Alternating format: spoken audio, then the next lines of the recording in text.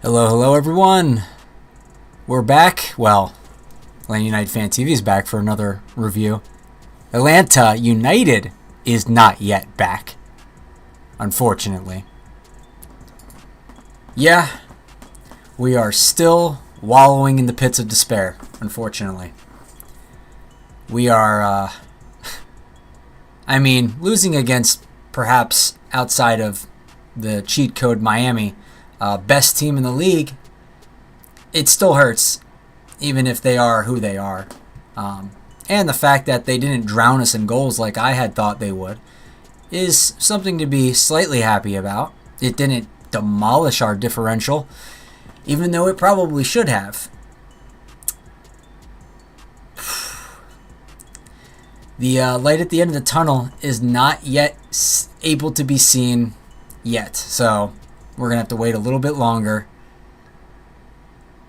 until, better times come. So, with that, we will get into this match review with AJ and then bring on some guests and commiserate together, as we always do. And now this week, it's double up the fun. So, first we get a horrible result at home against DC, and now we have still painful result in Cincinnati away. So, AJ, what are your thoughts? Wait, hold on a second. Sorry, start that over again. All good, all good. Well, yeah, it's a 1-0 loss, but I think this flatters us a little bit, oddly enough, because it's this. Well, yeah, it is FC Cincy. They're a tough team. They are a very, very strong side. They win a lot of games 1-0. They're not a very clinical team in attack. They're not a I guess it's they're not a team that creates a ton of chances, I guess is more so. Because they play a little bit more defensive. And so this 1-0 loss doesn't seem that bad in that sense. We weren't absolutely shellacked, but it is pretty much, as far as their wins go, it's par for the course. And for us, winless in 7, no wins on the road in 2024. What is a sign that anything is going to change in terms of results on the road? So it bears repeating. If we don't win at home, it's pretty much nullified. There's nothing that we're getting on the road. And yeah, we might, maybe get a draw here and there, but that's not winning football. And at this point, it's so grim. It's so grim when we're playing away. Looking forward to Nashville, not to jump too ahead, but it's what do we have to look for? It's more defensive football that we're facing. And Thiago Amato went off in the 15th minute. We can have all sorts of conspiracies and all that. I mean, he left after some mysterious injury, sat down, and then sat on the bench. Didn't go to the medical room. Interesting.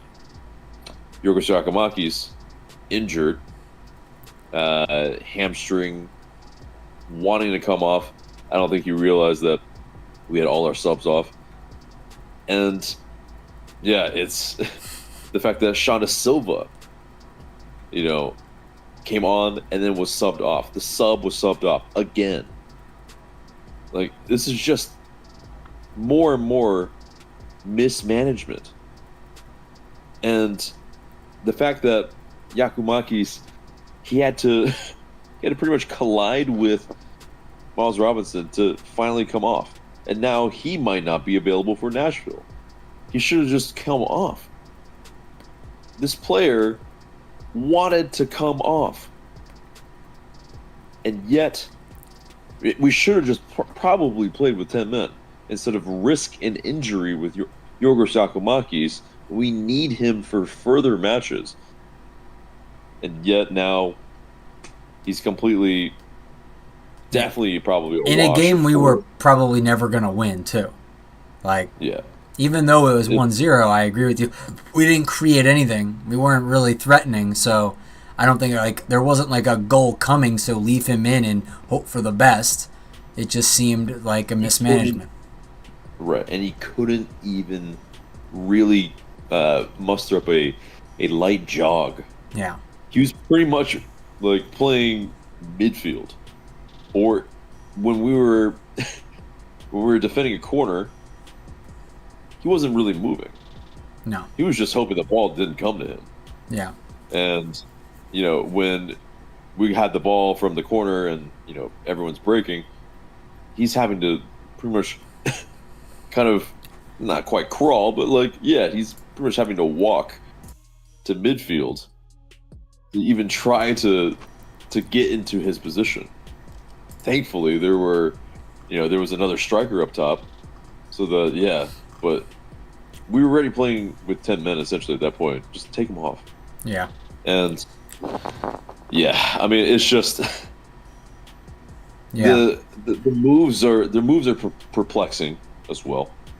I mean, Sean Da Silva coming in, for Almada. Okay, I mean, to a degree, I can maybe understand, but okay, if you're giving him a cameo and he only has about 40 minutes or so, why bring him on first? Exactly. Unless you know that Mascara also can't. He has like the exact same amount in the tank, which I don't think is the case. So why don't just go straight to Mascara then?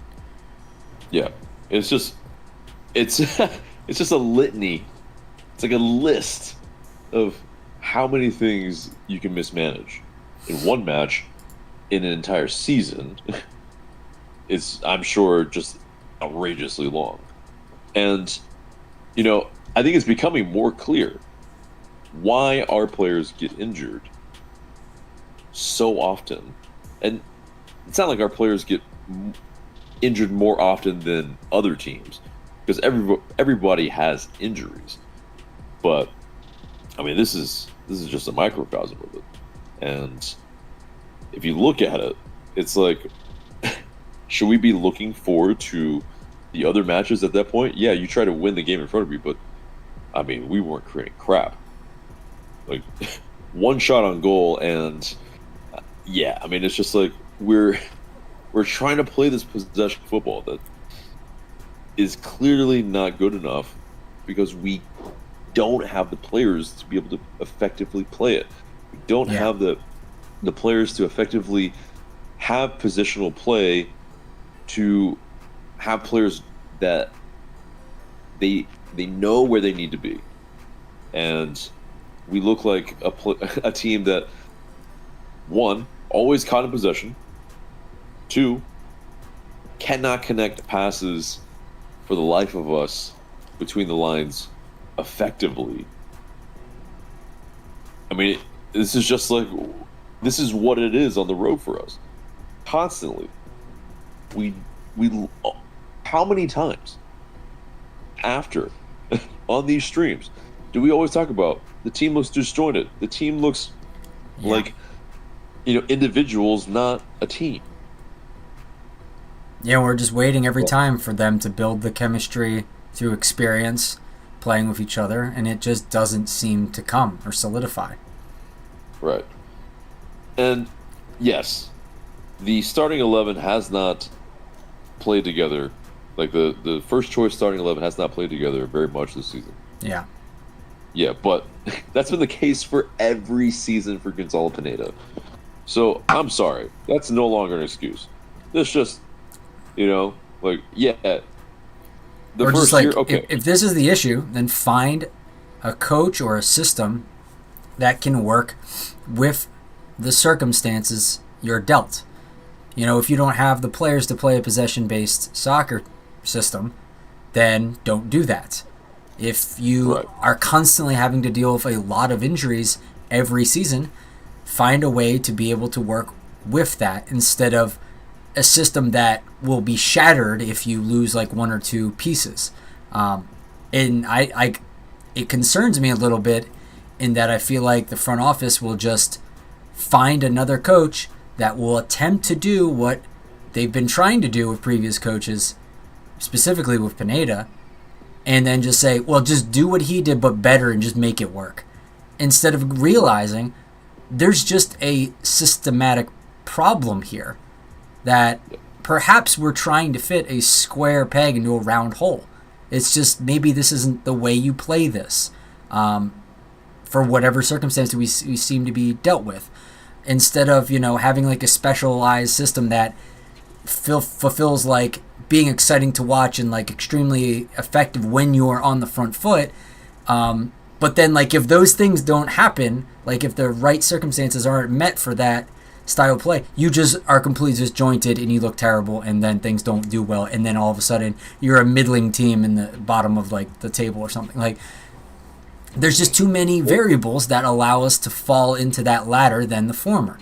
And I feel like we need to just be more pragmatic in the future, and hopefully a hire that can be pragmatic is something we will consider instead of this hyper specialized, or at least trying to focus the coach into doing this one way of playing that since 2019 just hasn't been good for us. Yeah, it's also this. I mean, it's starting with pragmatism, because we need the foundation. The issues have been because the players have not earned the right to play. How many of the duels have we lost constantly in these matches? Yeah, they don't win the second balls. They don't earn the right to play. And that's the issue, is when you don't have players that are committed to winning their duels, well then, yeah, these counters are so deadly against us because that's what it is. It's like these players, they get, like, let's talk about the goal. It's, it's something that we all collapse in. Okay, it is smart to a degree, but then on that loose ball, win your duel. Whoever needs to go out there and meet Lucho Acosta and stop that ball from coming in. Yeah. But instead, yet another teenager scores against us. A rookie first-time MLS goal against. It's just like every time I see someone like that on there, starting 11, I'm like, they're going to score. They're always going to score. Yeah, I mean, we joked about this like in a DM, but it's like, if we took a shot or like, did some sort of drinking game, we'd be wasted. And it'd be not a fun wasted, because then we'd be sloppy drunk and watching this. It's just, yeah. And at this point, I think you alluded to it. The buck does not stop at Pineda. It's roster construction. It's the ethos coming down from the top as well. So, yeah, there is this kind of blind stubbornness about having to, be the protagonist every single time, and it's, I think it's okay for us to try to find other ways to win on the road, other than just trying to play out, trying to, mindlessly, kind of find Yorgos Yakimakis on long kicks where it's like, yeah, he's on an island. There's nobody else close to him, so it doesn't even matter. Like, yeah, try to get everybody closer together so that we can actually play through the middle. Yeah, and speaking of that, let's check out the stats. I just got a MLS. Oh, interesting. Okay. So Nashville just moved up to like 19th place in the standings. So I noticed earlier tonight they were like but they were below us, but now they're above us. So Wait, 19 or you mean ninth? Nashville. Oh, I'm looking at overall. I think. Yeah, gotcha. Okay. Yeah. 'Cause we're 22nd overall right now, Yeah. which is not good. Anyway, so some stats for this game. So the XG for us. So I noticed this was slightly different. So your experience may vary with the MLS stats that are shown on the TV versus SofaScore, but because this I think we're slightly different. SofaScore has us at 0.48 XG, whereas Cincinnati is 1.11. We had 51%. We won the possession battle. They had 12 shots to our 9. They had 5 on target to our 1 on target. We had 3 block shots. They had 5. They had 7 corners. We had 3. They had 2 offsides. We only had 1. Fouls were basically even. We had 2 yellows. They didn't have any infractions. Free kicks were even. Throw-ins were fairly even. They had 2 big chances. We had 0. Let's see more defensive aspects of this. Accurate passes, they were pretty good for both sides. We were 81, which is kind of a little lower than usual. We're usually more accurate than that. As in terms of the duels, like you were talking about, we had 40 duels won this game.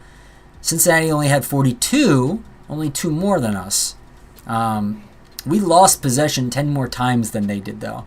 We lost at 132. They lost at 122. They had 4 more aerials won than us. We had 4 more tackles won than them. And they had 14 interceptions, and we only had 8. So that was a lot more, in my opinion, in terms of... Because you saw a lot of what Cincinnati tries to do, and like Jason Longshore talked about this too in their pre-game analysis about, well, what does Cincinnati want to do? They want to make it like pinball. They thrive in chaos. And we are not like that. So if you see the ball going pinballing around, we've lost control. And that's what happened quite a few times in this game. And you can see it in the amount of interceptions that Cincinnati was able to have. They want to play in that because they know they'll be able to win and steal the ball and get interceptions and, attack in transition more effectively when it's played in this way versus, kind of waiting around for our slow build up. They don't want to play like that. They want things to be chaotic. And we tried to play like that, which is not what we should do. We didn't try and play like that. It's not what I meant. It's more like they kind of forced us into doing it because they like to play fast and chaotic, and we get sucked into it sometimes instead of playing the slow kind of build up, progressing out of the back. So the stats bear it out, and the eye test bared it out. And again, we are forced to kind of not play our game, even though our game isn't that effective either. So even when we're doing what we're supposed to be doing or doing it right, it's not doing anything that well. And then obviously when we fall into a trap like how we played against DC, and we fall into a trap like how we play against Cincinnati, we're going to get beat up. And they probably should have had more than 1 goal against us this game. Probably should have, but that's the thing. It's like they want us to play the way we're playing right now in terms of slow build up, because that's the thing. They can set their defense 5 at the back. I mean, we're not breaking them down for crosses, which is we're leading or second in the league with crosses. It's just it's not effective. We haven't scored off of a cross this season. Right, it's very hit and hope. It's we're most effective with quick counterattacks. We're most effective when we try to actually throw our men forward with a counter that you can actually try to outnumber the defense instead of trying to break down a set defense. We don't have the capability of doing that. We don't have the players that are technical enough to do that.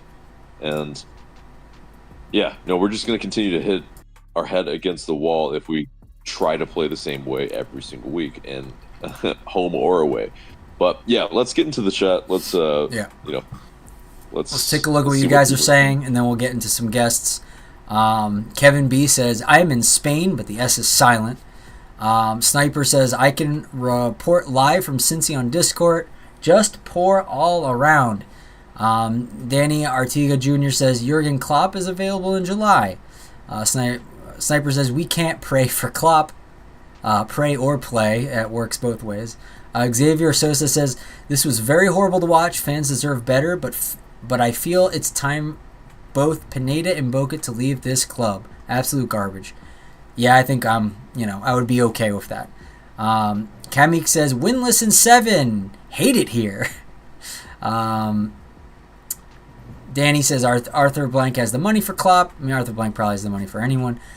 Justin Wilcone. I mean, on that, since everybody's talking about that, I mean, it's kind of memey. Obviously, people are saying in half jest, but just think about it. Why would Jurgen Klopp want to come to? Exactly. You have to look at it like that way. It's not just money. They want to go where it's prestigious. Yeah. And unfortunately, we're not that. It's a good project, or there's something that they can add value to it. And yes, you could add a ton of value, but basically, what are we giving him? He basically, he has nothing to prove in MLS. Like, there's nothing that he gains by really coming to this league. So, I think for him, Jurgen Klopp, it's probably Spain, it's probably a national team, or, he's just chilling on the beach.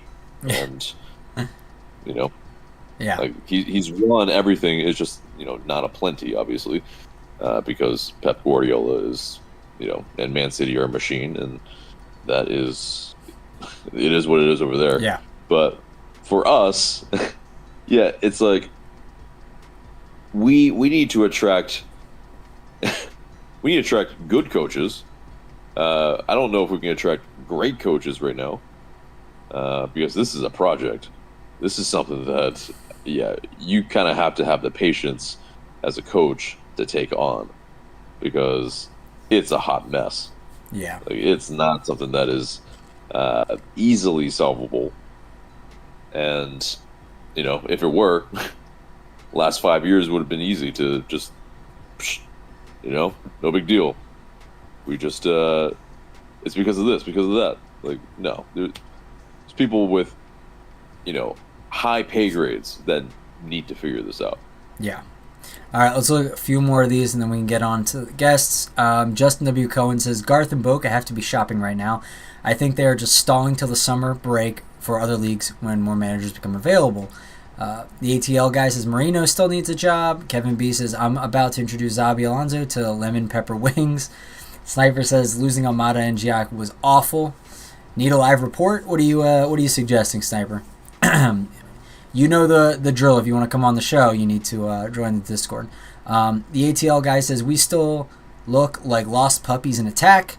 Zavi Sosa says, if a team scores on us early, we cannot for the life of us find an equalizer or get back into the game. That's frustrating. Yeah, this season that's the case, and it is very frustrating. Sniper losing 2 starters. The DP is terrible. We will be torn apart by Nashville if both Giacomakis and Almada are gone. Garrett Kane says, Almada looked checked out, to be honest. Maybe Diop was right. Yeah, we've talked about that before. Almada looked a little checked out, but it also because, he's just not, he wasn't. People are saying he took a knock in training and that this reawakened it or something like that. That could have been what was knocking him off his game a little bit. Mavery in his cuisine says, yeah, I'm going to hop on early and piggyback on my remarks after the last match. Whatever Pineda's plan has been, no one's buying in. Yeah, that seems clear to me. I'll repeat what I have often criticized this team by saying no one plays with a collection agenda, no sense of urgency or purpose in individual players. I don't know if it's a language barrier or style, but no one seems to effectively communicate. Communication does seem to be a difficulty. Sniper says, this season is falling apart quick, and we aren't like LAFC, who have room to salvage a summer. Ellie Michael says, Pineda gotta go. Garrett Kane says, also, why is the Gulch being silent on this on social media? I don't exactly know about that. So you will have to talk to people at the Gulch to ask that. Garrett Kane says, Greyhound Pineda back to Seattle. Maveriel says, Brad Guzan is not an effective captain anymore. We need a midfielder that fills that Nagby Parkhurst role. Not a FO issue. Someone needs to step up. If we would have a Nagby Parkhurst type of player, that would be great. Obviously, that would be wonderful. I feel like when we had one like that, those players, we were spoiled. And I think in our current roster construction, we don't have anybody in midfield that is going to play regularly to be able to be the captain for every single match. And then also, Brad Guzan, he is the team captain, so he's not going. No one's going to usurp him if he's in the lineup. So it's just, it ain't going to happen if Guzan's still playing. All right, so we have a bunch more comments that we will get to. Keep putting them in the chat, and we will get to them, I promise. And then while we are gearing up for those, we will get into our guest portion. I'll have, excuse me. We'll have our first guest, Gavin, come on in. As always, he's a Patreon, and some of these other guests are also patrons, and that's why they get priority to come on in. So please, if you would be so kind, signing up for our Patreon will really help and also get you priority on the show, among other things that we have going on. Among a lot of very fun perks, as well as including playing us at EAFC, which, it's... We currently have lost every game we've played against our patrons, so if you like to beat up on people who don't know what they're doing, there you go. There's, yeah. All right, so Gavin, are you here? Yes, you are. I am here. There you are. Okay, so yeah, I mean it stinks. It's like every time we talk to you now, it's just bad things. But it is what it is. But we can lament it. Yeah, I don't know. When was the last time I was on here and we won? Was that like? We haven't won since the Chicago match. So, what was it? Was it the Orlando match? I can't remember. It's been a long time. Yeah, it sucks. Man. Winless in 7 is a long time. That's a very long time, especially if you're losing at home. Yeah. And losing on the road is going to do you no better. All right, so give us your the 4-1-1. What is your take on this game? Okay. So, I love this team very much. I do. I love watching this team every time they play a game. I don't remember the last time I missed a match watching them live. I love watching this team so much. But I don't want to watch that. I do not want to watch Gonzalo Pineda coach this Atlanta United team with what they've become. It's not what I remember what we used to look like. It's just not fun to watch anymore. I mean, obviously I'm Pineda out. I don't know why I said this earlier, but yeah, he's got to go. This team's not fun to watch anymore. And for once, when we conceded that first goal, I felt like turning the match off. And I thought we were going to get killed. The only impressive thing was that we only let them have one goal. And it was the one goal game the entire match. That's the only positive I take out of this match. There was two positives. Second positive, and I highlighted this in our weekly episode. We didn't let Lucho Acosta score on us. That's a W. What are you supposed to do against us? Hey, I didn't say that. I said if we don't let him score, that's progress. Did y'all see that stat that on the broadcast? It said he scored 9 goals against us. That's the most he scored against anyone. He's like Gasper Sabilko 2.0. Yeah. Like he's that other guy who will score on us all the time, and thankfully he didn't do it this time. Yeah. So, yeah. I mean, to be fair, there's two parts to that. It's like, yes, he is a league MVP type of player and has won it. But we've been around 8 years. He's had 9 goals. He's also been around pretty much the entire time that we've been a team. And, every time he plays against us, he scores. So it's like, one every year pretty much. It's disconcerting, but it also is like context. Like, yes, he's been around a long time. It's not like if somebody was only in the league for like 3 years and have scored 9 goals against us. That's a little bit of a different story, probably. But I feel you. It's he owns us. That's the moral of the story.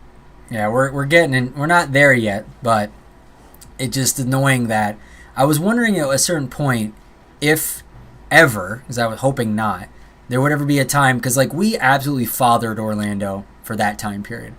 Would there ever be a time where Atlanta basically takes that role for another team? Like, I certainly hope not. But, I mean, Cincinnati has had our number for a long time. At least recently, yeah. Yeah. I mean, it's, they make us look silly at home, and, they're definitely one of those teams that... I mean, we did that against Orlando for like 2 or 3 years, and now Cincinnati, getting on 3 years, is starting to do it too, so it's starting to really annoy me. Right. Yeah. But they're a team on the up, and so that's definitely the caveat, at least. But, yeah, Gavin, other thoughts? Yeah, I was going to follow up on that. Cincinnati have been owning us, and the last time I would say we've been quote-unquote owning them was home opener in 2020 before all the COVID stuff went down, and then they beat us in the bubble.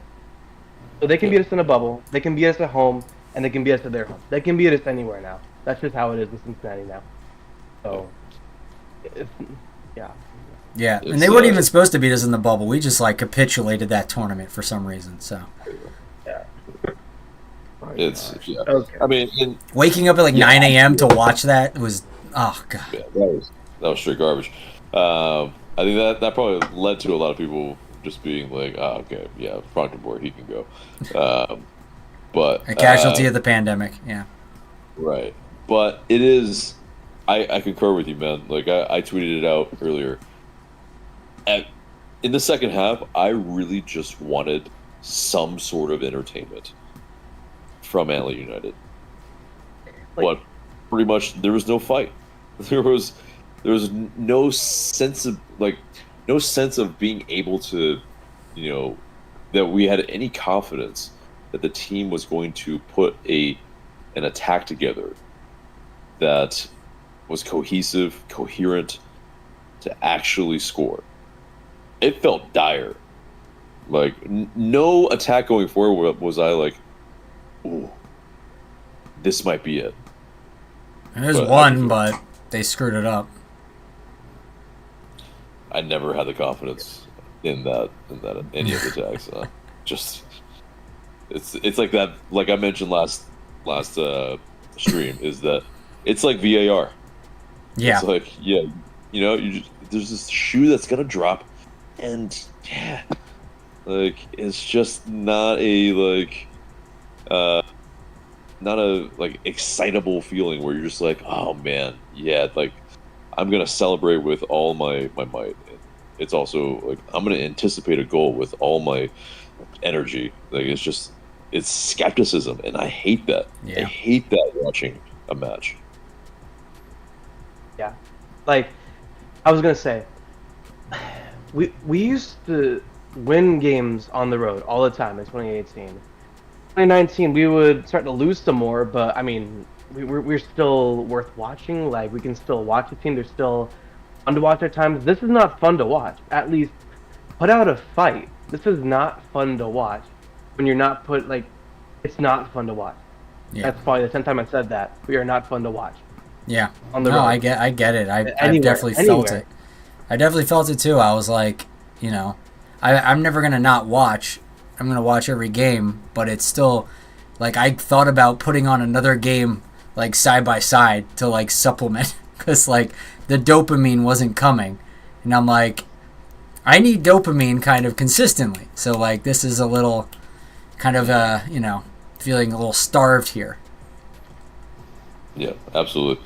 I mean, yeah, Gavin. I mean, in terms of some of the positives, like we kind of alluded to, Steven Gregerson came in. How did you find his cameo? I mean, I think he did well. I mean, he came on. I don't remember what minute he came on. It was I mean, it was in the second half. It just strengthens the defense, and we kept them at 1 goal the entire game, and that is a positive because we didn't let them score 2. And It came on at the 61st minute. 61st minute, the minute after the hour mark. Okay. Yeah, he did all right. It's good to see him gain some sharpness. I hope he can start against Nashville because we're probably going to need him if we want any shot at winning that game, because this match was worse only because you may be out with 2 of your best attackers. Even though it doesn't matter because, I mean, Almada isn't even who he is this season, and Yakimakis can't get the balls served into him like he used to. Like we used to get to him, but it doesn't really matter, but you could get a 0-0 draw of Steen, and it's gonna have to be a defensive battle. I don't know how else you're gonna get a positive result if you can't score when you're missing 2 of your best players. The announcers talked about it. Atlanta United looked different. They looked better. They looked more stout defensively with Steen in. I mean, he was, what's the word? He was release valving a couple times for us. There was one time where, that guy made a break, was in on goal basically, and Abram was supposed to catch up to him, and both Steen and them kind of looked at each other going, who's going to get him? And neither of them figured it out, and then Steen went, screw it, I'll just bum rush him down, and somehow was able to catch him and, swung the ball away from him. So that was really good. That's good to know he has that in his back pocket, that he can just pull out that kind of run and with his gigantic gazelle legs just kick the ball away. So that's really good to see. Yeah, but worrying is that, Luis Abram, wasn't sprinting back. I get it. One of the. He wasn't going to catch him anyway. Abram's not fast. Like, he's just not going to. Not exactly. Yeah, but it is. The fact that his reactions are that slow to what's happening, and he's not smelling danger. He's not a player that, I think, in the long run, is a player that's, we know that he will always sense that danger that's coming. Any sort of thing that might trouble us. I don't think he's Johnny on the spot. I mean, Stian Gregerson has shown that at least 2 instances in this match. There was the other moment where he, tackled near the sideline. He was a player that I feel like was showing that fight, was showing the hunger to win his battles and his duels, and it's not a plenty on this team right now, that's for sure. But Gavin, final thoughts on this match? Okay, so I've said this before. It may have been like in a chat, or I don't remember if I was on the cameras for this, but so we were up 2-0 on Philadelphia. Life was good. We looked good, and then it just ever since it hasn't been the same. We were looking to be top four. We were looking to do that if we could pull that result, and we choked it. Nothing's been the same, and now you're in 12th. The games aren't even done tonight. You're in 12th when you could have been in top 4 earlier this season. You can see the downfall in this team. It's terrible. Yeah, maybe Philadelphia did something awfully terrible to their confidence.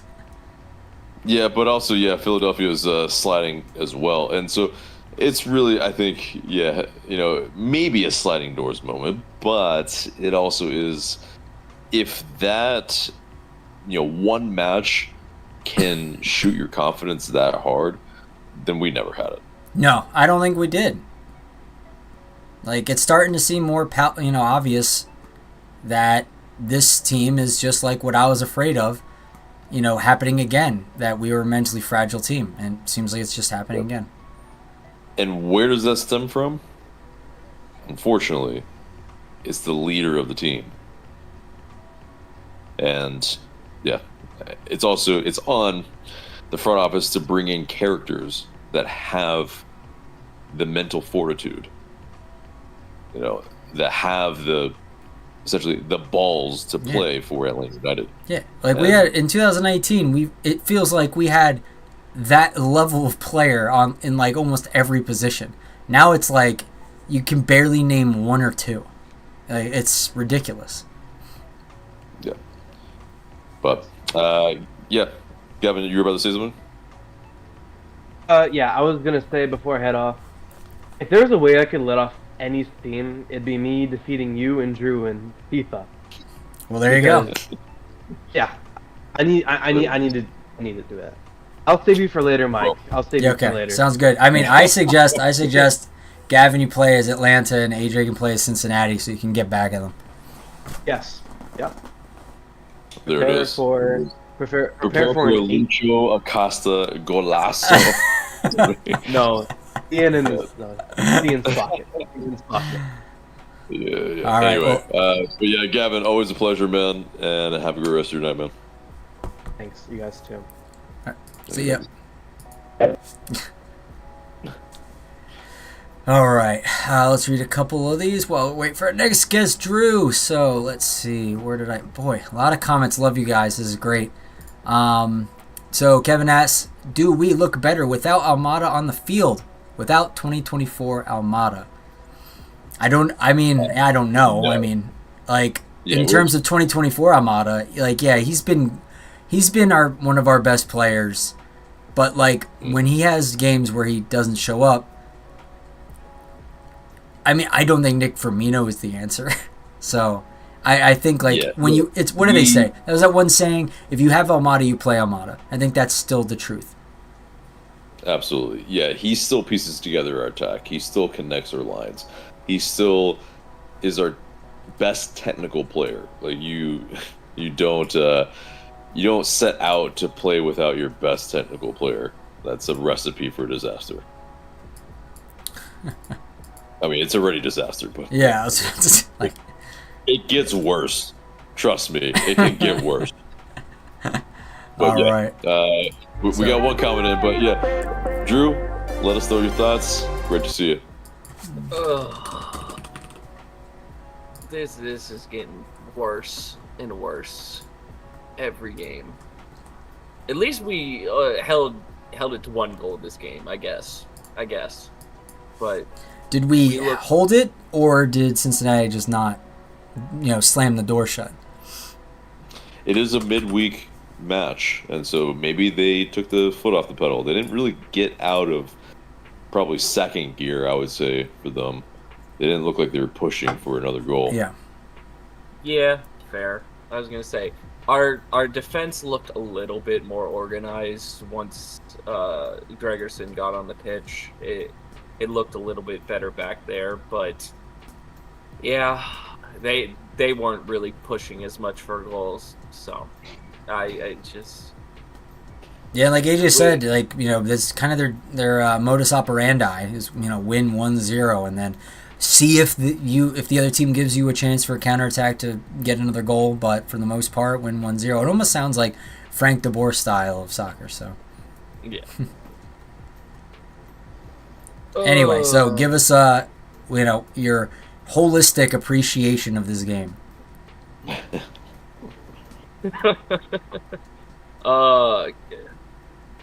I wanted to turn off this game so badly. But again, I as we've been saying in here, I hitched my wagon to this team. I'm not gonna turn off a game, no matter how bad it gets. I'm just gonna sit there and suffer. But we are so disorganized at this point. It's ridiculous. We are scrambling around, trying anything, and we look like a complete mess. I from the back line to the forwards, I don't know what we're doing. I don't know what we can do to fix this. Our strikers aren't getting any opportunities to score, and when they do, it's blasted over the bar, put wide, not even a shot on goal. And they maybe have one or two of those chances a game, so they can't get a feel for the ball at that point. So what are you expecting from them? They got to just be absolutely pin perfect. Yeah, And and they have to score on flimsy half chances. Mm-hmm. I was gonna say, It's absolutely you're right. I mean, it's just like they have half chances that they basically are expected to put in the back of the net, and they're snatching at chances. I mean, it's just like, yeah. I mean, Silva is always trying to make something happen, but he often is putting it over the bar. Yeah, I mean, when Yakumakis, he not only is he on an island, but when he's trying to get involved into play, he's like everyone's seeing, I think probably that he's cutting such a frustrated figure that, I mean, he's it's like last year to a degree, how many yellows he got, but this time it's more that, well, he's not scoring, and it's not because I didn't get my second goal, I didn't get my third goal. It's now I'm not even involved in the play. Because like Brooks Lennon forgot that I'm on the pitch, and his GPS that instant locates Iago at all times just is malfunctioning. So yeah, and it's definitely to that degree where what you're saying. It's like these strikers, they need more looks in front of goal, but what our problem is that we can't get enough players in the box to actually get them more looks, and we're not close. We're basically not close enough to goal. I mean, yeah, we're trying to press high. We're trying to put that line of confrontation much higher, but the problem is we're not good at it, and essentially we're finding ourselves way too far back, building from the U shape. So all that possession today, what did it do? Nothing.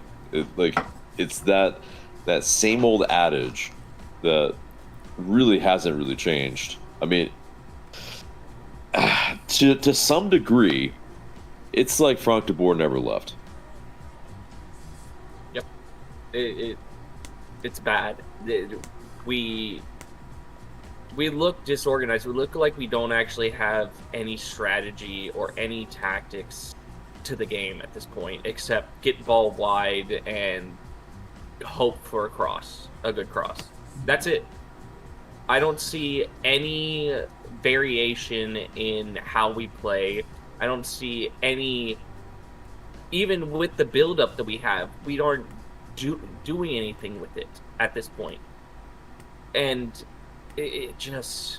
we're just running into every team's defense at this point because the teams know how to defend against us. Stop us wide. That's it. Yep. And we don't have another way to. Yep. Yeah. Sorry to cut you off, but yeah, because the ball over the top is the other strategy, and that's not working. I mean, it's just like the balls are not good enough. They're always overhit or underweighted. Or if they finally hit Yorgos Yakumakis, there's nobody around him. So or he like gets it and just does hold up play and kicks it another like 20 yards back to a midfielder, so the rest of us can get forward again. So but he can't hold it off long enough because there's 3 central defenders on him pretty much in his area. There's the best players can't hold it up for that long. We are simply not playing close enough together. Our triangles, like Michael was saying in the preview, are too drawn out. There's no way that we can actually move up the pitch together. We're looking like a team that has never played together before. And so what did you think of the the starting 11 selection and how they lined up against Cincinnati? In theory, I liked it. I liked giving Fortune a shot in that midfield there. I don't know about McCarty there. I think it's too many of the same type of player at that point, and I would have maybe gone with a player like Firmino. Maybe play him a little bit deeper, play him more as an 8, a box-to-box 8. but it looked like it would have worked out fine, and then the Almada injury kind of threw everything off again, and you're like, okay, what's going to happen here? Because Almada was, at the beginning of the game, sort of drifting into the center a little bit more, playing like a false 10 almost, and it kind of, in theory, that kind of works, but I don't know. We'll see how this goes for next game. I would like to see a little bit more Firmino. I know you guys were talking about that right as I hopped in. This is our shot to see what we got in him, or if we need to go out and get somebody else. This is the chance here. See, yeah. I like the show. Just as somebody to mix it up, someone who has an eye for goals, someone who is working hard to get into scoring positions, and who's scoring. Yep. Yeah, and so yeah, definitely somebody that is confident in front of goal. Okay, yeah, we need all those type of people that we can, and that is a way to kind of drag us up a little bit. But yeah, I mean, it is obviously we're playing against FC Cincy, 3 defensive midfielders to pretty much try to mark Lucio Acosta out of the game, but in the moment that mattered, they weren't there. They were absent. They didn't. No one went out to get him. And Dax McCarty flew his hands up in the air like, "What are we doing? Like no one's going to get him. What are we doing?" Yeah. So he identifies it. He sees it. Right, he sees it. He's also kind of in the area, but yeah, I mean, it's definitely one of the wide players needs to go and get him. But yeah, it's another point of where our players react too slow. And why is that? Well, okay, confidence, but also, yeah, I don't think we're training well enough for the anticipation of what these players will see. So these players need to be kind of briefed on like really what's going to happen in the match, and there probably isn't enough time nowadays, especially this month. So really, that's the biggest thing here, is that it really will get worse. Like it's the preparation for this team isn't good enough, and we saw this last year. Is we couldn't stop the team's best player, the other team's best players, and it continues to happen game in, game out. That's a preparation issue. That's a coaching staff issue, and it just leads back to one of the main roots of the problem. And honestly, at this point, it's time to tear up all the roots. It's Pineda out. It's Guzan out, because despite it might not be all his fault, but he is part of this leadership group that is not getting it done. It's time for new voices. It's time for a change of the guard here fully. Yeah, I could get behind that. Yeah. I mean, because it's like the alternative is continue with what hasn't worked, so I'm not super keen on that. Right. And what's interesting, because obviously we put out that reel today, and there were some people in the comments, select few, but they were there, and that mentioned, and I want to give that space of the people that are still Pineda in, right? And they mentioned that, okay, yeah, well, this is just soccer, like this is what happens, and we've had less than 10 years, and for us to expect this much, like, you guys are just crying too much, you guys are whining too much, and I'll internalize that, but the argument isn't cogent. It's not really, I think, based in anything rather than I think just wanting to be contrarian, I feel like. Yeah. And that's okay if you're Pineda in. Like, we welcome all the different the different viewpoints. But yeah, as far as I'm concerned, and you guys can have different, viewpoints as well. But it's just that doesn't sit with me because, we're letting the team slide into mediocrity or worse. And trust me, there's worse. We're seeing it right now.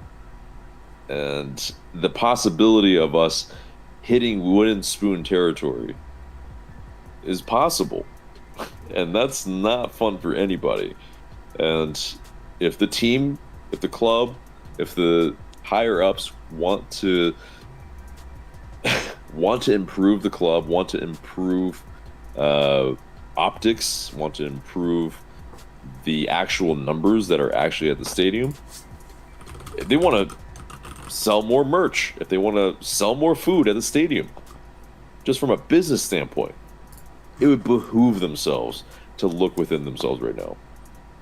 Why should the fans have to look within themselves at this point? Because what does that entail? Easy decision for a lot of people. Don't pay for the season tickets. Don't do anything that, in terms of paying for merch. Don't pay attention to the games. That's worse. Because if the fans stop caring, they're gone. So it's, I think they would rather have fans that were pissed than fans that just disappeared. Oh yeah, 100%. Oh, yeah. Well, while we have Drew, let's go over a couple of questions. Let's see.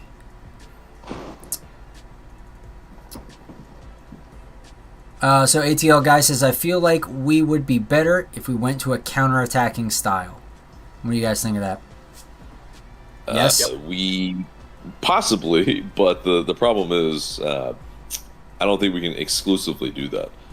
We are not defensively good enough to just only play that way. What about with Steen and Williams? There is a possibility, but yeah, I mean, it's just, yeah, like we have to decide what our identity is. And, yes. Yep. We do. There's parts of it. It's not just one size fits all. It's not just one tactic fits all. Like, yeah. It's because it can be found out very easily. That's not the solution. Louis Theos says, when the players don't believe in the coach, they lose the will to win. Sniper says, we are poor this season. I expect Almada to move. I think he is done with playing with trash and saving himself for Copa America. The ATL guy says, we can't win scrappy games. We don't have the ability to make things messy. Garrett says, not just scrappy games, winless in the league in a month. Enough is enough. And our good friend Ethan says, winless in 7 with GG and Almada out injured. I'd like to say this is rock bottom. And yet our next 3 games are away at Nashville, LAFC at home, and then away at Miami. Woof. Talk about a tough order. It's really not rock bottom yet. It absolutely can get worse. Yeah, because if you look at the points, like we talked about wooden spoon territory, which I hate that this is a conversation right now. But I mean, every team that's below us is only 1 point or so below us. Oh wait, no, that's games played. Hold on a second. Let me see. Okay, so the lowest team has 7 points and we have 12. So we're probably still safe from New England, but the other teams can easily catch us. Like the next team is Chicago, who has 10 points. They win 1 game, they're 13, and we're still at 12. We could be if 1, 2, 3, 4, 5, 6 teams win that are below us next week, we will be in second to last place. And if we don't win, obviously. Yeah, so that's how close it is to being hyper dire. Right. And it implores the question, what are we waiting for? I was going to say, the fact that we're having this discussion that we could be, by next week, we could be at the bottom of the table, basically. That's a problem. That's a problem here, especially with the recruiting we did this summer. The expectations that even the club had for themselves, that we're having this debate. This is a problem, and it needs to be solved now. It doesn't take. It doesn't mean waiting another game. This problem needs to be solved now, because if not, we're going to keep going down, and I don't think we'll be able to recover. And like, not so much solved, because I don't think it's going to be solved anytime soon, but at least something needs to be changed so then we can start moving in a direction instead of, if we are going in the reverse direction, we need to first come to a stop before we can reverse direction. Yeah. And we haven't even come to a stop yet. We need to start working on that. Yeah, and Carlos Bocanegra apparently spoke with the press, or spoke with somebody. I don't want to completely misquote him, but he basically gave Gonzalo Pineda a vote of confidence. Yep. And, of course, that makes sense why he would if it actually happened. Because that's saving his job. Because he knows as well the pressure is going to go right to him if Pineda is let go. And, I don't want people to lose their jobs, but at this point, it is the very case that they're not doing a good enough job. And, it's been apparent for Carlos Bocanegra. And if he's giving him a vote of confidence in this time, which in one sense I can appreciate, in that, okay, you're backing your guy, but your guy is completely ruining your brand. If he's the VP of Atlanta United and he takes it seriously, he should feel a certain way that, this is not working. I need to figure something else out here to preserve the brand. I'm gonna say, you never want to cheer about somebody losing their job. But it's a business. This sport is a business. Yeah. And you got to have the best product on there, and unfortunately that means sometimes people got to lose their job, and they got to wear this. They got to wear this because it's not working. It's not working. Yeah, it couldn't be more clear that it's not working. And like, coaches sign up for, the idea that, like, they signed up for it, right? That you're a coach, you might get fired pretty easily, pretty quickly. That's just the nature of the gig. Like, if you want more stability, go work an office job. Like, that's just the way it is. Like, I'm not going to, like, sign up for the military and be like, holy shit, you guys didn't tell me I was going to get shot at. Like, that's kind of ridiculous. So I'm not going to be too much about, oh, poor Carlos, because, reality is he'll probably get another, technical director job at a different club and doing fairly the same thing. So he'll probably be fine. The man has filled up his entire career, let's be honest. I'm not going to completely rag on him like that, but it was, like, let's be real. Like, he got an extension, like, let's just call a spade here. So, final thoughts, Drew? Get ready for next game.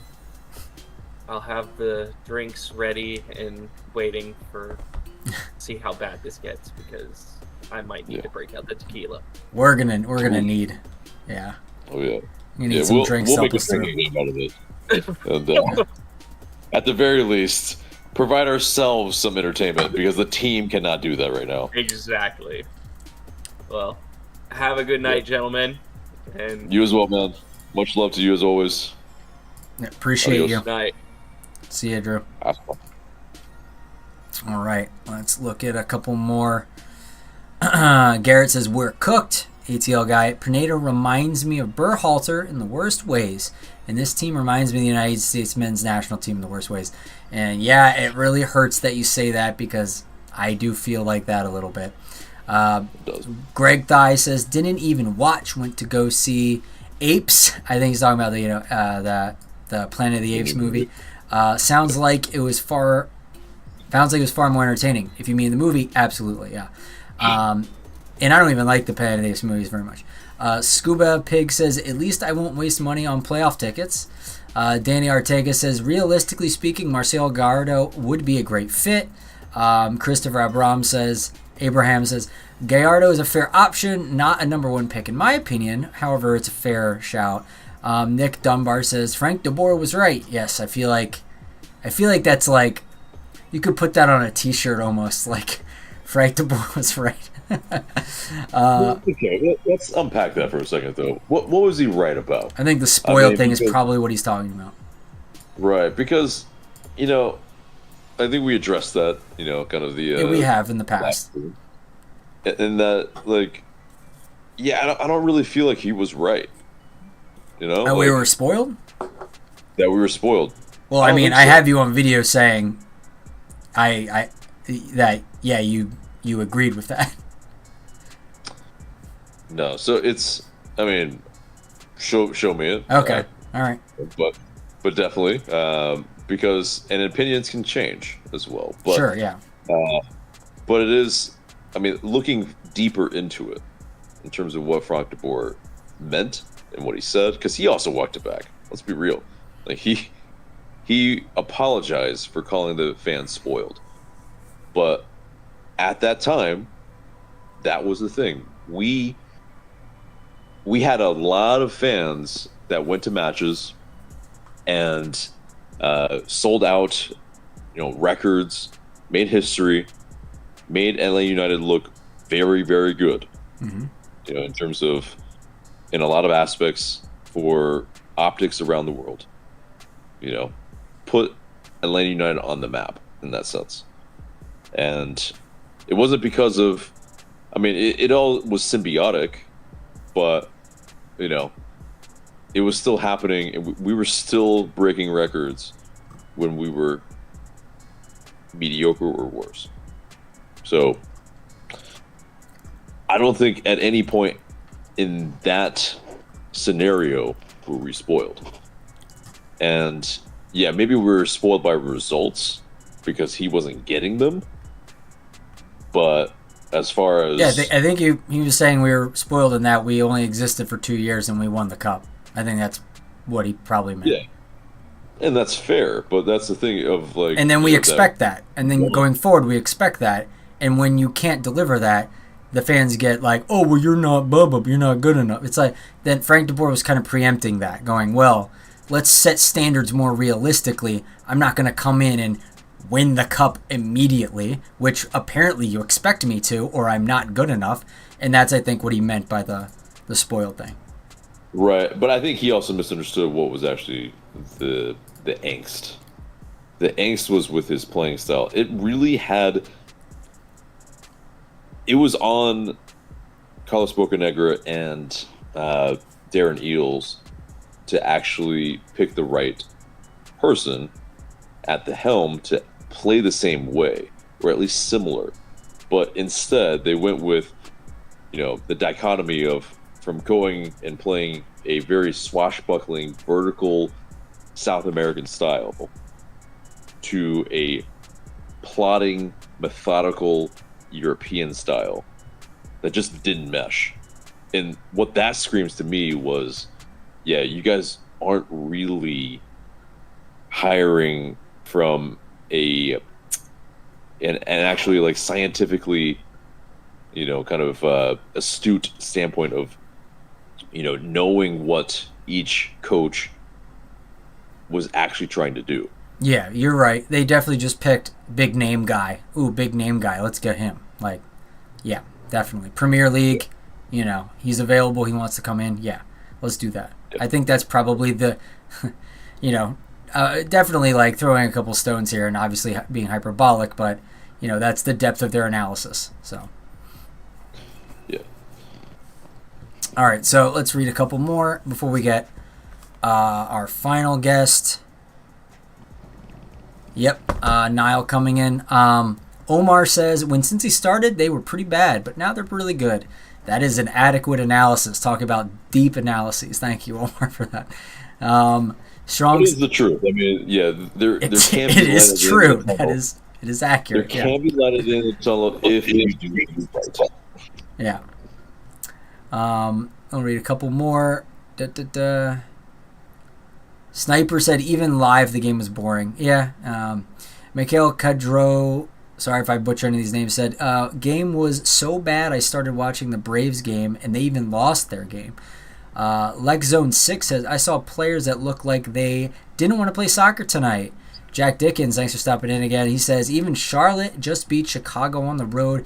We can't even do that. Just goes to show this away and MLS narrative is bullshit. So with that, we'll give you something to chew on. Nile. So welcome in. How you doing, Nile? It could be better. Yeah, it's like every week. It's like, well, in like half weeks in this increment, but you know, Yeah. always not great. So how's it? How do you can you take anything positive from this game? I mean, the only positive I can really take is that it wasn't a blowout. That's the only really positive, and I don't know if that really counts as a positive because as soon as Kelsey scored the goal, I was like, oh, here we go again. It's gonna be another blowout, isn't it? But it turned out not to be, but still, I mean, it's a loss. For me, I feel like you had the opportunity to get a point from this game, but you couldn't. Lots of things I didn't like, such as Almada. For me, he had a bad game again. Lost the ball for the goal. Like, I don't know how you also let Miles get that far up the field as well. And just the movement, I feel like I keep saying this, but just the movement and the offense was lacking. I felt like we were static. And then also, I think I have an issue with the way this team presses, because for me, I feel like when we press, it's often not in a unit, and we often look like kind of headless chickens running around in the field. So for me, I feel like there's got to be, maybe some tactical changes with the way that we play, because right now it's not really working. Yeah, and I think that's, obviously that's 100% on the coach for, not preparing them enough with what the triggers actually are. So, Right. who are you actually, going to target for when you press? And if it's really just this uncoordinated press, well, we're going to get beat really easily, and that's why we get scored on so quickly and so easily. And that's where we're like lamenting, oh, that was way too easy, because it happens way too often where, yeah, they could just goes past us and pretty much more than half our team is out of the play. Yeah. But on the goal, which, yeah, I what you were saying and pontificating was Miles Robinson, how is he able to just, kind of take it into our box and, make the play happen? Well, it's because, yeah, I mean, he's that type of player that's, he's three in a center back line that he's the free man. So, yeah, he has the license to go win the ball off a player that he's very familiar with, obviously, and having practiced against him all the time. I'm sure it's a common thing that they were up against each other, too, because, yeah, your best defender versus your best attacker, yeah, Yeah, Miles ain't afraid of anyone. Exactly. And so, and then, so basically, he did a lot of what LGP used to do, which was super dangerous, like unsettle the defense. That's how you unlock a defense, is being unpredictable. And Miles Robinson was able to, pretty much start that play for them. And unfortunately, we didn't really see him get that opportunity with us to do that very much. Huh. Interesting. Mm-hmm. right? And so, it almost seems like we play with the handbrake on as well. Yeah. Oh, You yeah, know, definitely. We're so dang slow. yeah, where we basically do not allow our players to have that bit of license to go in some kind of uncharted areas, except for like Brooks Lennon sometimes, you know. Yeah, But he made an amazing run tonight at one point. That was yeah, amazing. Too bad but it didn't people end up don't with anything. exactly like they aren't anticipating, and instead, some players are kind of caught out to dry. Like Brooks Lennon maybe goes to the left wing, no one's covering for him on that side, and you know those are the type of things that it just it needs to be worked on either with Pineda or not Pineda. But yeah, how else did you see this match now? I think we were very slow. First of all, I feel like we were lacking urgency. For me, there were times where we had a shot that we could have taken, but we were very slow to take the shot. I remember there was one moment in particular where Lennon had the ball at his feet, and he very easily could have taken a quicker shot, but he struggled to get the ball from out of his feet. And then also, I didn't like the decision making as well. For me, Shonday had a bad game in terms of his decision making.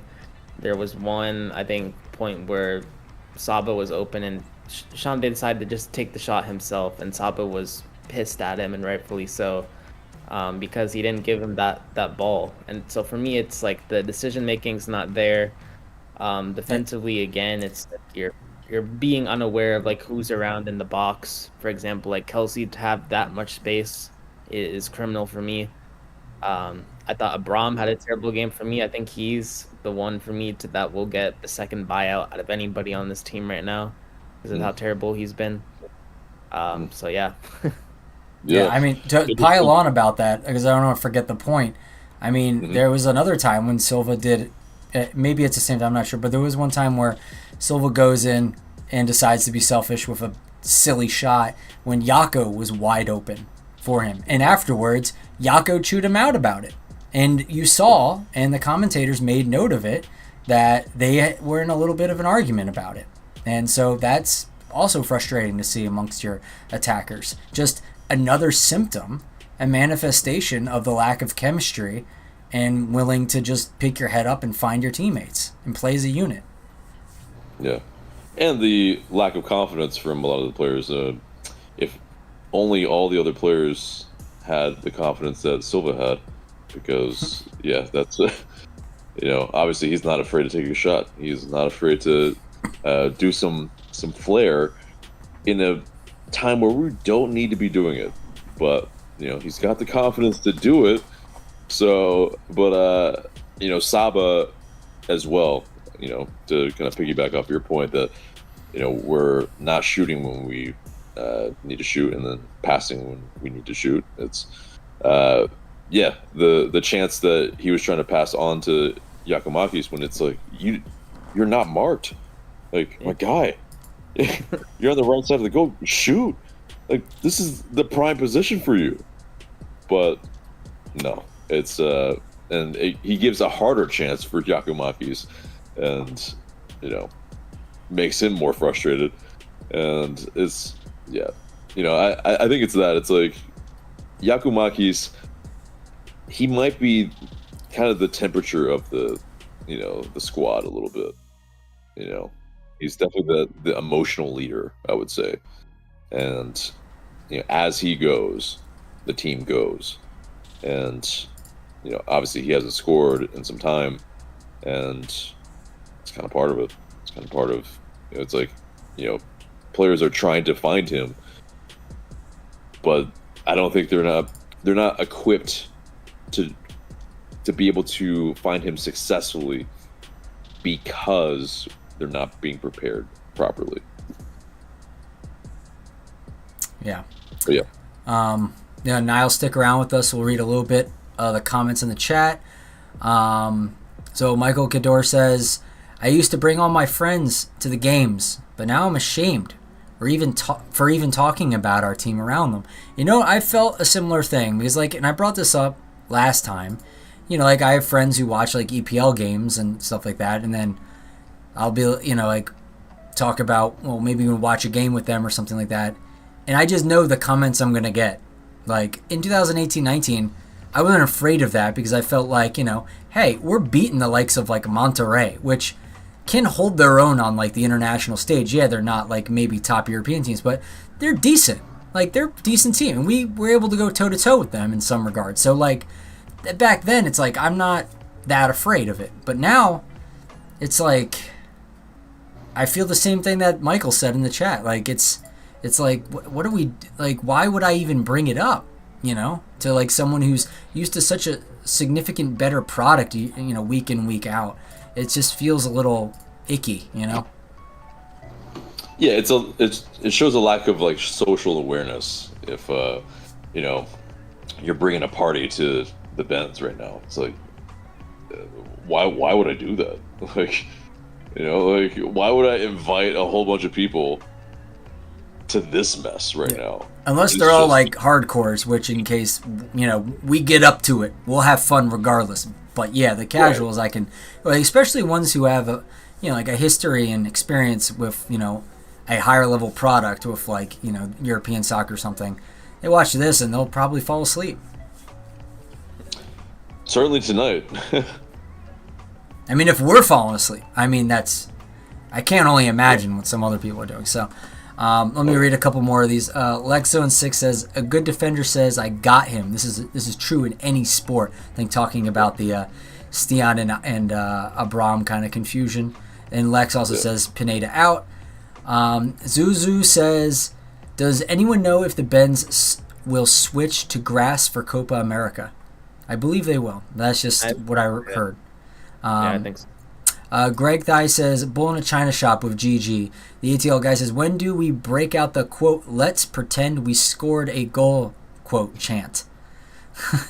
Let's Go in 6 says, this Atlanta United team reminds me of the New York Knicks under Phil Jackson and Derek Fisher.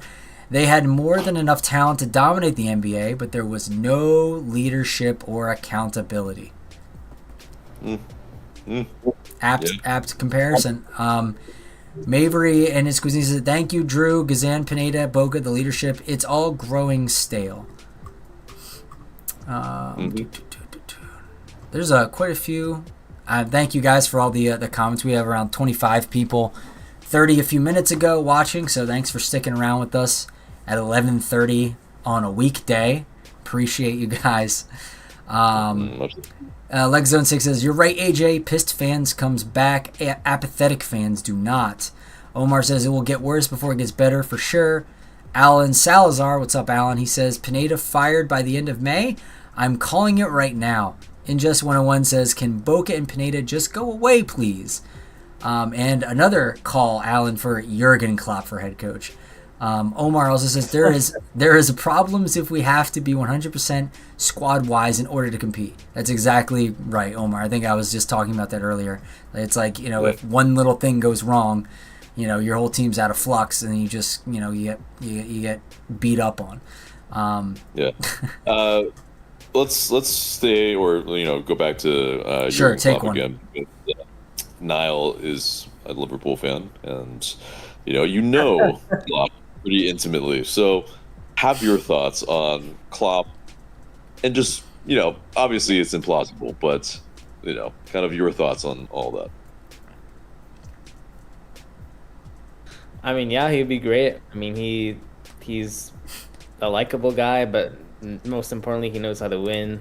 He's also like he's just a very smart manager. He knows how to get the best out of players. So that would definitely be a dream hire. But yeah, you don't foresee him coming to Atlanta anytime soon.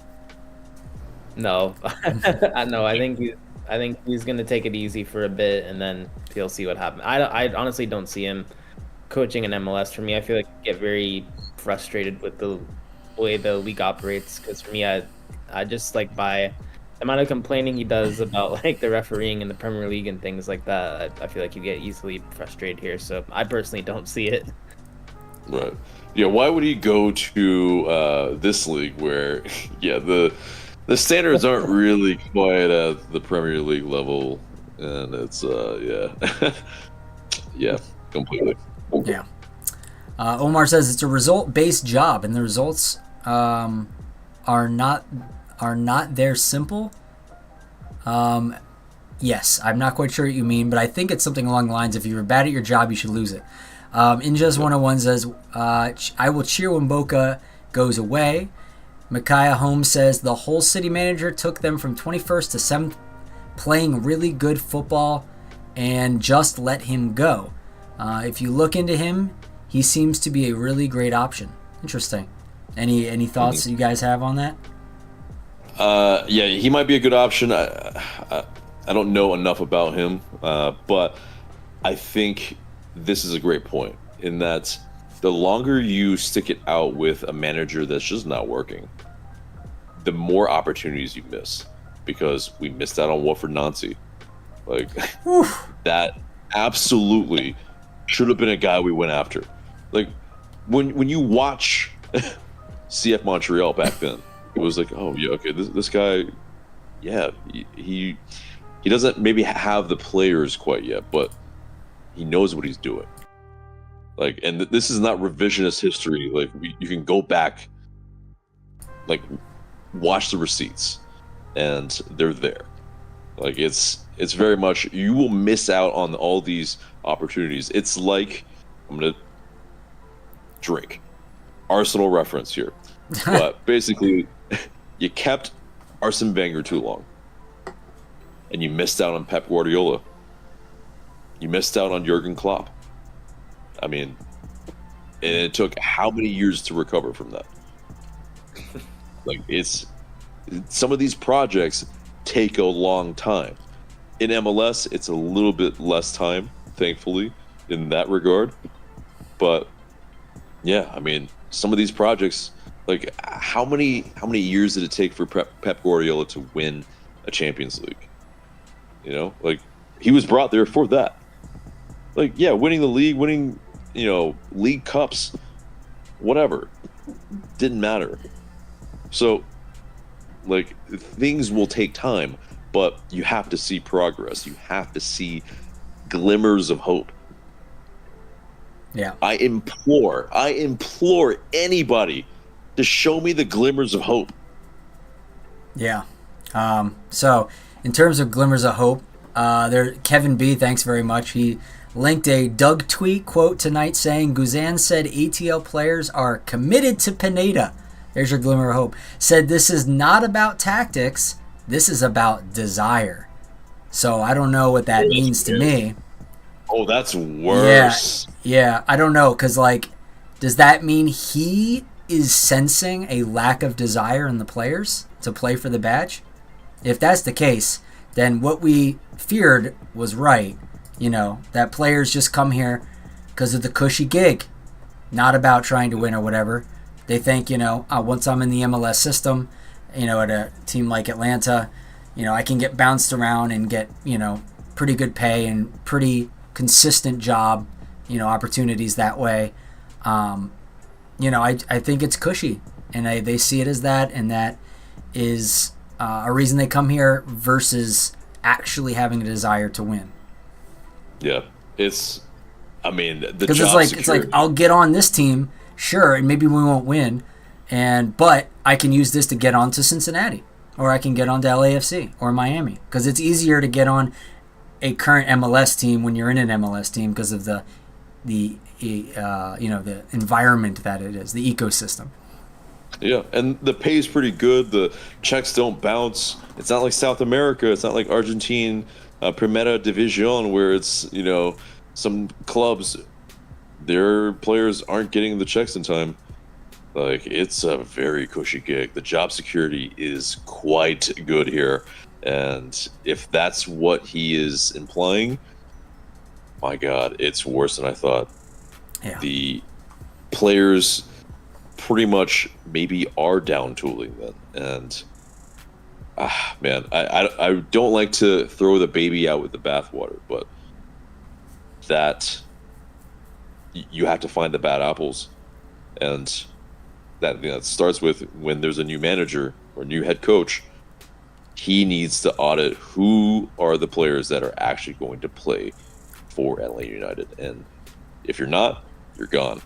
Bye. It's been time. Yeah. Any thoughts on that, Nile? I know it's kind of a hot button thing that just dropped, so.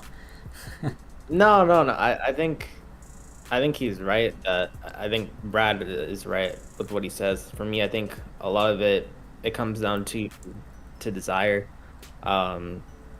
Like this isn't just a problem that's been here this season. This is a problem that's been there for the past couple of seasons. Players have to understand, and this is something that Brad said himself, that when players join the club, they have to understand what playing for this club means. They have to understand what playing for the crest means, and it's about winning trophies, and it's about, because not everybody is going to be able to, is not like it should be like a opportunity that is taken by the scruff of the neck when you're playing for Atlanta United.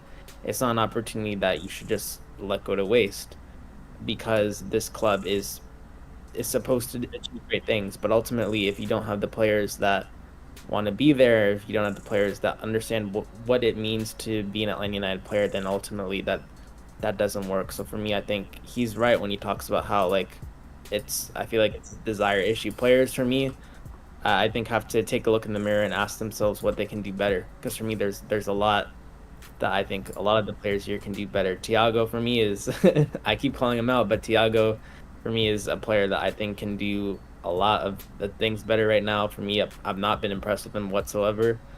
And those players like him need to ask some big questions. Yeah. Mm-hmm. Very well said. Yep. Jorge Martinez says, hire Bruce Arena already. I don't know if I would be all right with that. No, that's a no. He definitely has not been a person that he's an abrasive personality, and while that might be kind of good, it also is the way he was let go from his last job, right, is not exactly something that I really want to bring into a situation. So no thanks. Yeah. And look at what the Revolution, what they are right now. Like, they're a talented side, but they're wooden spoon at the moment. Yeah, they're struggling.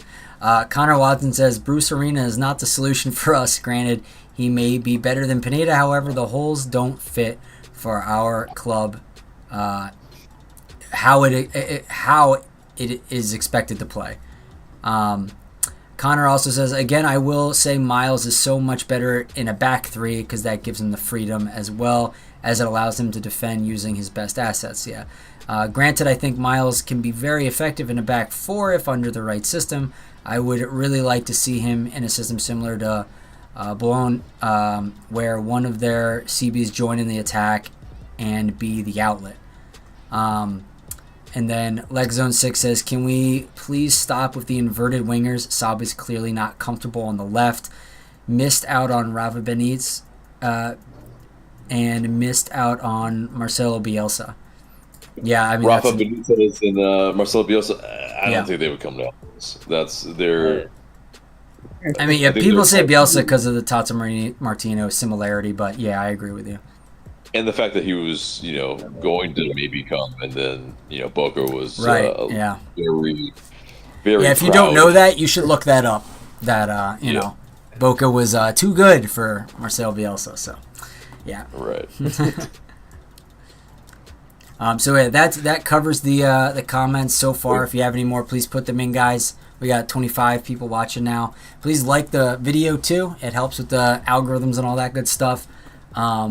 Nile, do you have any final thoughts on the match before we let you go? Yeah, my final thought is if the team does not win at Nashville, then I think Pineda's ultimately let go. People can debate whether or not it's fair or unfair, but I said this before on the show, but for me this is a results business, and if the results are not working, then some things gotta change. And you're 7 games winless now. For me, I think top 4 looks pretty impossible right now for me. And I know that's the goal that I think Garth publicly said. This team wants to be a top 4 team, but right now it looks very unlikely. And the teams at the bottom, I know they're struggling right now, but this is MLS, and I think for me, those teams at the bottom can at any moment like start to do better. Nashville, for example, they just beat Toronto, so Yeah. Yep. And absolutely. I mean, it's great points, and it's, you know, MLS clubs, the league, things can change very quickly. It's a very forgiving league, like we've mentioned often. But, you know, there are some of the teams that are in the top 4 right now, or, you know, kind of around the top 4, that are also fool's gold. You know, much like we were last year. It's, you know, I don't believe Toronto really has a realistic shot at doing too much. You know, and so it is that it's, you know, there's a lot of clubs like them, but, you know, I think that's kind of unfortunately the territory that we are in too. We're, you know, if we perform kind of well, it's also, it's not like we have a realistic chance of winning anything except for maybe the U.S. Open Cup, in which it's a depressed competition where you don't have everybody in there and you don't have the best teams in there either. It's if there's ever a competition where it feels like, okay, this is like you know, the League's Cup, or the League Cup rather, or this is like a Campeones Cup. This is sort of that feeling where you're not really touting this, you know, if you were actually winning it, right? But sure, I'm getting the scarf. You'll be like that meme where there's that guy on the podium, and you know, he makes out with the podium girl. He sprays champagne in his mouth. He flicks off everybody. You know, we're gonna be bastards if we win, you know, a cup. But is, you know, at the end of the day, in the back of our mind, are we saying like, we're like, that's right up there with the MLS Cup? No, not even with the previous Open Cup either. Right. Yeah. Exactly. But yeah. Nile, always a pleasure, man. Have a good rest tonight. All right, cheers, guys. See ya. Cheers. All right, so I think, did you want to preview the Nashville game real quick? Because these games are coming hot and heavy, or what do you want to do? Yeah, let's preview it real quick. So if you want to look at the table real quick, because we won't be able to make a video. Nashville's in 10th right now in the East, and we are in 12th. Yeah, and so it's grim for both of us in that sense. It's a 1:30 kickoff, and that's pretty tough to see if Yorgos Giacomakis basically, you know, with a concussion protocol, he likely will not be playing. You know, Thiago Almada as well. The ice on the ankle seems to be the, you know, it's some sort of ankle injury possibly that he suffered during training. So hard to see him, you know, being risked in this match. So we're probably going to see a pretty chopped and changed side, albeit we're really going to be probably chopped and changed on Tuesday as well for the U.S. Open Cup against Charleston Battery, and that's in less than 5 days or whatever it is. What's that math? 6 days? And so, you have a game every 3 days or less right now. So you're going to need everybody. You're going to need some players to kind of push their limits. And, I mean, I shudder for Brooks Lennon and Caleb Wiley right now because, the minutes on their legs is going to be enormous because we don't have the cover. So, it's either them or, you're going to have to bring in Matt Edwards, Ronald Hernandez, and kind of stick with them for the U.S. Open Cup match, in which it's must win. Like it's our most realistic chance. I feel like we say that every week now. Every episode, must win game. Yeah. But it is. It's like it's absolutely our best chance to win a trophy. Mm-hmm. But I mean, in Nashville, obviously they're struggling as well. Yeah, so their latest form was, so they won tonight 2-0. They managed 2 goals, and so one in like the 81st minute and the next in extra time. So, or stoppage time rather. So like they,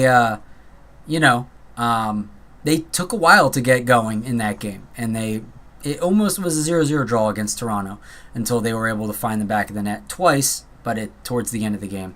And before that, they lost one, they won 1 draw, and then 2 losses. So their form isn't great, but it's not bad either, because they just, they're sandwiching a loss right now in between 2 wins. So Right. not terrible. Not terrible, but it is better than our form. It's way better than our form, yes. Right. And they've seen the ball hit the back of the net at least a little bit more frequently than we have. Yeah. So their confidence is probably going to be a little bit better. And without basically our 2 best players, we'll have 1 DP probably. I think Stian Gregerson will probably play. I think it'll be very interesting how we actually line up, if we go with a 3-man back line, or if we, are going to try to kind of persist with the same. But, as I've mentioned before, like, it's a lot. It is a lot on the legs of the wing backs. And there's not enough time to train in between these matches in a 3-man back line, or, kind of what we're trying to do is to score goals out of a 3-man back line. So that's, I think, a tall order. So I think it's probably still going to be a 4-man back line, and whether we're going to be as pragmatic as we were in this match with 3 defensive midfielders, unlikely, as Nashville is probably not going to be as dangerous. You just probably have Schleich on Mokhtar, and try to mark him out the game. And obviously the difficulty in that is hard, but it is much easier than Lucho Acosta. So at least lately on Mokhtar's form. But how are you seeing the possible ways that we might line up? Possible. I mean, like, it's confusing now because, like, I have always thought, because Pineda was not going to change, and then all of a sudden he changed a bit for this game, and I was like, okay, all right, he's trying something new. That's good. So he might continue to try and experiment, which I'm not going to discredit him for. I'm happy because previous stuff just wasn't working. So why continue with the same stuff? So if he continues to experiment, I won't be upset with it, because you got to try something new. How they'll set up, I mean, Nashville, like you talked about, how they're a defensive team. They are sitting at a -3 goal differential, 1.73 goals like conceded per match on average for them. So they do let a good amount in, even though that they focus on defensiveness. So I think it might behoove us to just try and throw everything we can at them full on attack, and don't worry about defense as much, and just hope Stian can deal with it. And just see if we can get lucky, because at this point I feel like that's how we're going to get anything going, by getting lucky and then another team being off their game. That's what I'm hoping for, but it hasn't happened yet, so who knows? Yeah, and that's obviously very that can lead to a very chaotic match. That can lead to also the possibility of us being rudderless, which is what we were this match. Right, exactly. I mean, how could it be worse? So right, but that's the issue to a degree, is pretty much when you do chop and change too much, or you introduce a different setup, but you don't really train on it, and people don't know where to be. It's essentially they already don't know where to be. They already don't. But it was worth this match because the most egregious thing is that nobody marked Lucho Acosta. Like, somebody needs to be on him. Like, that's your man. No matter where he goes, you're going with him. I felt like it was either Schleich or Fortune that had to be that person, and I think I'd probably much rather have Bartosz Slić, be the absolute person that's always on him in his, have him in your pocket essentially. And Yeah, I don't know how that communication breaks down. I don't know how that to me, like, it's insane. Like, oh, why are we letting the best player on their team just do what they want? It doesn't make any sense. Time and space to put it in the cross. Yeah. I mean, but if that's why I said, if we can stop Luchakov from scoring at least, that will be good to me, because at least we were able to stymie him. Right. However, because we would just screw everything else. Let's just focus on him, shutting him down. And luckily he didn't score, but we still didn't do that. And it's still like, that should be number one on the list of things to do in this game for our team. But we just didn't do it. That's just. I mean, I can see, like, item 3, 4, 5, you start to lose those. But item 1? Like, what are you doing? Inexcusable. And, as far as this match, that's I guess, the progress we can maybe hope for, is that Mokhtar is marked out of this match. He didn't score this game, tonight, so there's that. Well, I mean, for us. Yeah, I know. But, like, he hasn't scored within the week, so there's that. I mean, I guess he'll be a little bit less confident, but perhaps. I think on the other aspect of it is that you can look at it possibly that, okay, well, he's going to be even hungrier to score, so and he could be due, but you could say the same about Thiago Almada and Yorgos Giacomakis, that they're due, but it's two problematic teams that are facing each other, and it's basically a battle of who can suck less at the moment. And that sucks. That sucks to have to kind of think that way, but it is. He has scored 9 goals this season, I think. Yeah. 2 goals this season. I can't read. He scored 2 goals this season. Yeah. He usually would be up there probably, but it's definitely, he's probably finding the connection of lines and service probably hard to come by as well. And but yeah, I mean, I think the 1:30 kickoff also as well, like, it gives us less rest, which, man, like, it just I think on that end, because of the travel of the going from Cincy back to Atlanta, back to Nashville. I mean, it's not the furthest, but it's still, you have to, wait in the airport. You have to do the whole rigmarole. And, why don't you just go to Nashville from Cincinnati? You could. And who knows? They might be doing that. I would hope maybe they do that, and maybe there's a little bit more togetherness. But, we won't really know, probably. But, as far as kind of the rest of the lineup, striker wise, Giacomakis probably cannot start due to the concussion protocol. Who would you start up top? Daniel Rios, even though it's probably going to be Jamal. I think Pineda rates Jamal. That seems to be the second option, but I would feel more confident with Daniel Rios. That's just my gut feeling. Yeah. Because it was interesting. He came on this match. I mean, obviously Rios came on the last match, but I don't think Thierry was fully match fit. So, yeah, it is definitely interesting who might start.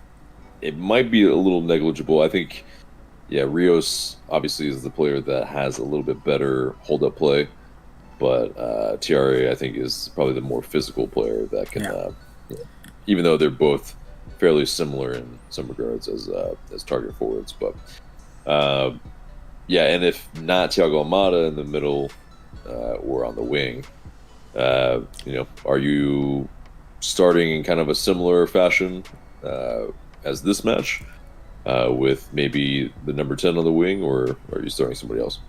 If we don't have Thiago, I would put Nick Firmino, but if we have Thiago, I would put him in the central role again, or not again, but because we didn't do that this game, but I would have him in there. I don't think he would be best used on the wing. I don't think he's played on the wing typically, so You know, he was like a striker and a 10 in previous roles in his life, so I think probably keep him there. Right. Yeah. Yeah, but it'll be chop and change a little bit. So the connectivity, we'll see. That's always the difficulty is players that haven't really played too much together. So it's if it's TRA and Firmino, they haven't seen that much time together either. I think you see the thing is with Gregerson and Abram, like they haven't played too much together, and almost a miscommunication could have led to a goal. But I mean, it is what it is. Like we don't have a lot of, like you said at the outset, there hasn't been a lot of consistency in the lineup for the entire season. So there's not like you can just make the right selection where everyone has perfect chemistry, because that answer doesn't exist. Right. And so I guess the other question is if Muyamba starts or not. Yeah, I would think I didn't see any egregious plays out of him this game like I did the previous one, so I think he can come back again. And I didn't hate Dax. Dax wasn't bad this game, so that was cool to see. And then maybe, depending on how the game goes, you can switch him out, later in the game. But, I mean, them going back and forth with their positions, I like to see the competition there. Gives both players, something to fight for. Hopefully Tristan, comes back next game, like, fired up and ready to go. Because, like, a Tristan on fire is pretty awesome to watch. So hopefully we can see that again. Right, because we know the levels that he can be at, and he's not reached them right now. Everybody is pretty much in a downturn of. It's because they don't have the desire. And so very much could be that, and I think that's the objective that they need to pretty much set forth with is, as a fan base, we need to see desire to win from Atlanta United, and obviously they will always feign to some degree that yes, of course we have desire and all that, but it's very apparent with body language. It's very apparent with kind of the patterns of play that we'll see if they're giving their all or not, and if they're not, we'll recognize it. We'll recognize it pretty easily. So, but I guess it's time for the score prediction then. What do you got? Oh, this is a tough one. It's like Nashville is not like, but then again, we said that about like Chicago and DC. This team continues to surprise me with how like reaching new lows, and like I want to continue to be optimistic, and I want to say 1-0 Atlanta, but I don't like the balance of probability is not in that favor, but I will stake that out in that's what I'm hoping, so I'm willing it into the universe. Yeah, and hopefully so. I mean, the question is like, how confident are you in that? Like, would you stake a bet on that? Right. Yeah. No, I probably wouldn't. Yeah. But, I give it like a 25% probability.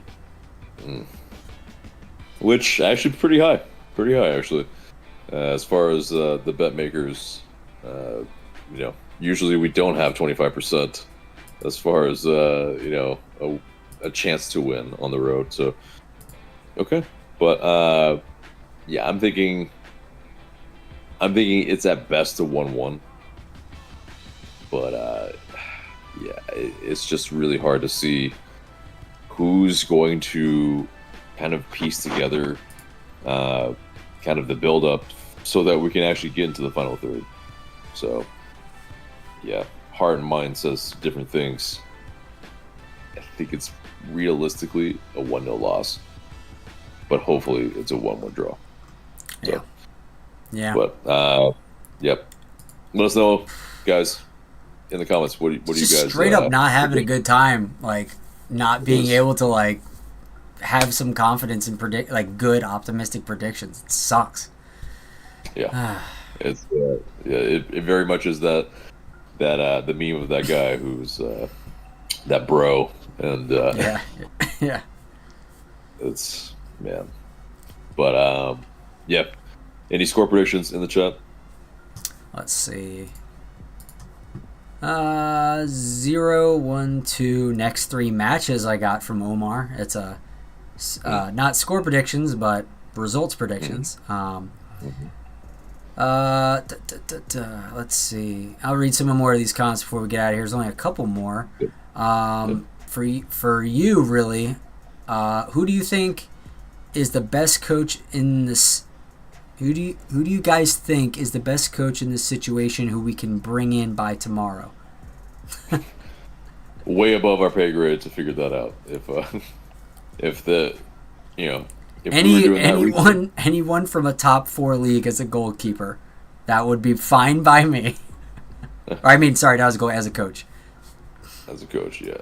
I mean, yeah. It's if I was being paid to do that, then I would be able to give you answers, but I'm not. So, it's they should be being there should be people that are well researched within the club that are looking at managers and head coaches and all that. Yeah. To absolutely find the best people. Even if you have a coach in place, you should be looking at how can you improve. Just like the players, just like anything else. Because if you're staying the same, you're going backwards. Absolutely. Let me see. 1 and 2. LexZone6 says 1-0. He doesn't say who gets the 1, but I assume the 1 is for us, hopefully. But I don't know. Well, if it's 1-0, I mean, it's Nashville is home, so it's... you could look at it like that. I don't know. We'll see. He might clarify. He also says, my fear is that we make a run in the U.S. Open Cup and Pineda gets a contract extension for it. Are you fearful of that? I'm not fearful of a contract extension because, ultimately still, contracts can be... You can be fired from a contract, so that's not. But I don't think that would be the catalyst for a contract extension, and if so, then the problems run even deeper than we thought. Yeah, that's true. Yeah, if they see that as a marker of, progression or success, I mean, especially with the field of this Open Cup, come on, yeah. Mm-hmm. There are a lot of other things would have to happen too, in addition to him making a run in the Open Cup. He says nope, so yeah, he's going with Nashville 1-0. It's probably fair, considering we possibly won't have 2 DPs in the next game. So that would definitely put a fork in it, I think. So, so I think that's about it for everyone in the chat. Thanks for everyone hanging out at midnight on a weekday. Huge from you guys. Appreciate you. Diehard fans for us. That's great. You want to sign us out? All right. Well, guys, yes, we love you so much for sticking around. Remember to like, share, comment, and subscribe. Share this video as well. All that really helps us out so we can continue to make this content for you in the future, because while the team might be struggling, we're struggling, but we really love making content for you guys. So absolutely keep the support. We will continue to keep going strong. So, but guys, love you guys so much. We will see you in the next video. For Michael, I'm AJ, and good night.